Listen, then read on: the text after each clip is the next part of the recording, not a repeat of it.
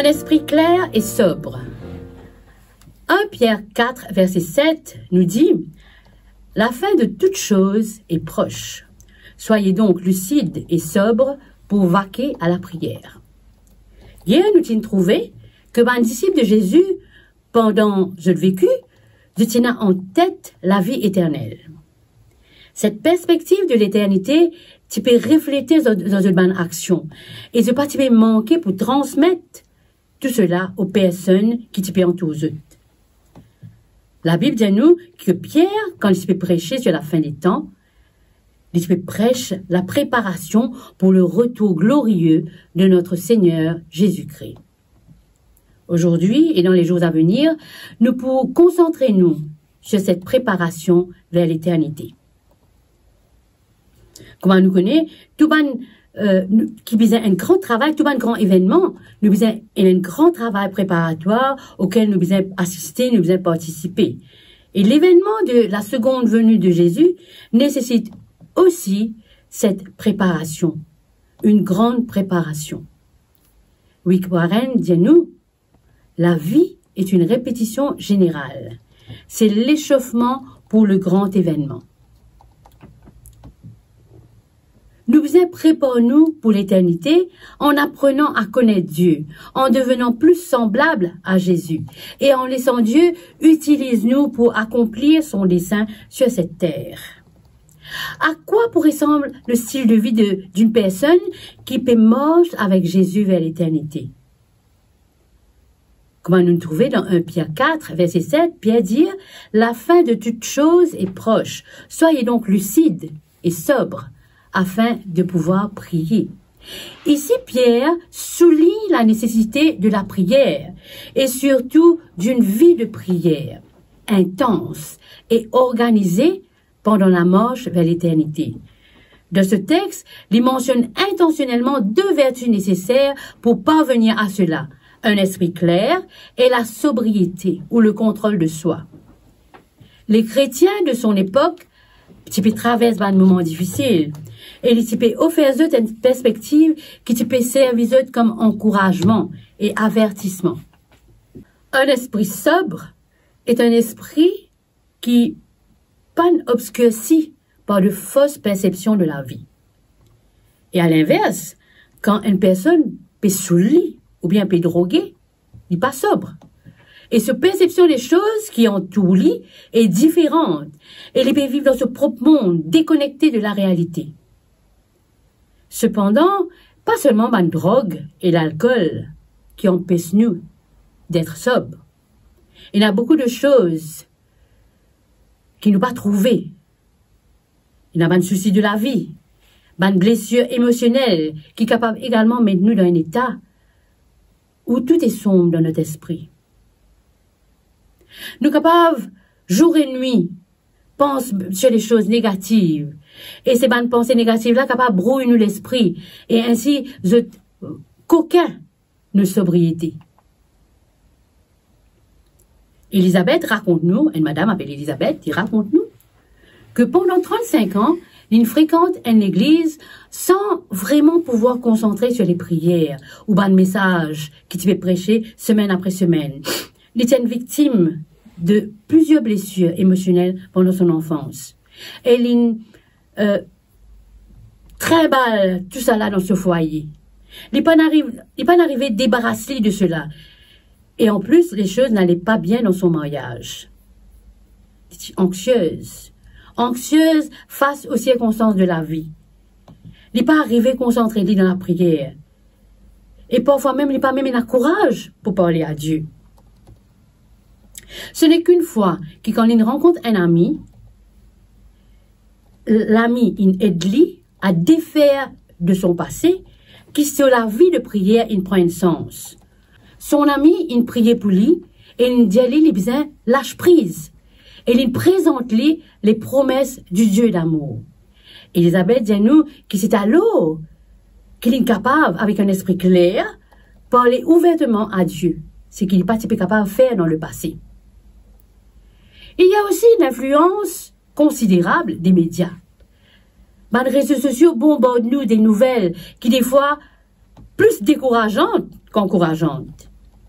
Si ban média pas pour nous ban connaissance des informations utiles, il est capable aussi d'avoir des effets négatifs sur notre esprit. Il y a beaucoup de choses fictives, immorales qui sont capables de brouiller nous l'esprit. Nous devons faire attention à ne pas trop nous impliquer et nous laisser absorber par de nombreuses nouvelles déprimantes ou messages qui sont capables d'assombrir nous l'esprit. Et qu'en est-il des distractions malsaines de ce monde? Nous devons demander à Dieu qui aide nous à débarrasser parce que ça m'a fait là, c'est éloigner de Dieu et empêche-nous d'avoir une vie de prière saine. Que sont-elles? Dans 1 Jean 2, verset 16, dit-nous, car tout ce qui est dans le monde, la convoitise de la chair, la convoitise des yeux, l'orgueil de la vie, ne vient point du Père, mais vient du monde.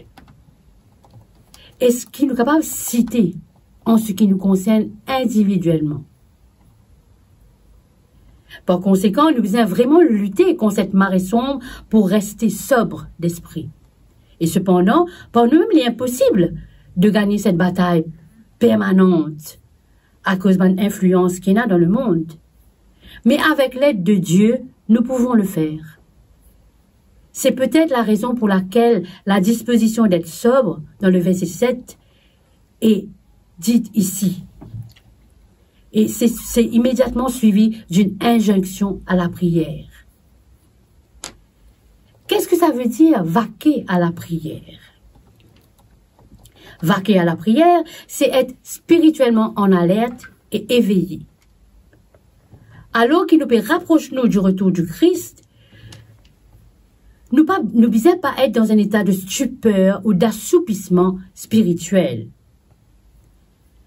Lorsque Jésus avait prié dans le jardin de Gethsémane, il s'est vu vers ses disciples en s'attendant qu'il y ait tous autres éveillés et en train de prier pour lui. Mais au lieu de cela qu'il y trouvait, il y trouve autres endormis. Et il dit, vous n'avez donc pas pu veiller 1 heure avec moi? Veillez et priez afin que vous ne tombiez pas dans la tentation.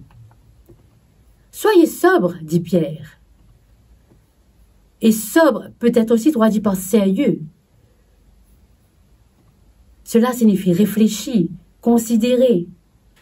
Notre religion ou notre vie de prière, qui vise à être vécue dans la sobriété et clarté d'esprit, ne doit pas être un modèle traditionnel, mais plutôt une relation authentique avec notre Père.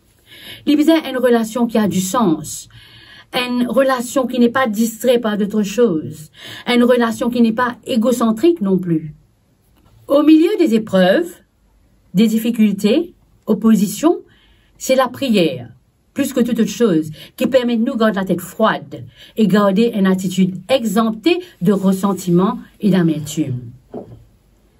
Le sérieux dans la vie de prière présente des avantages.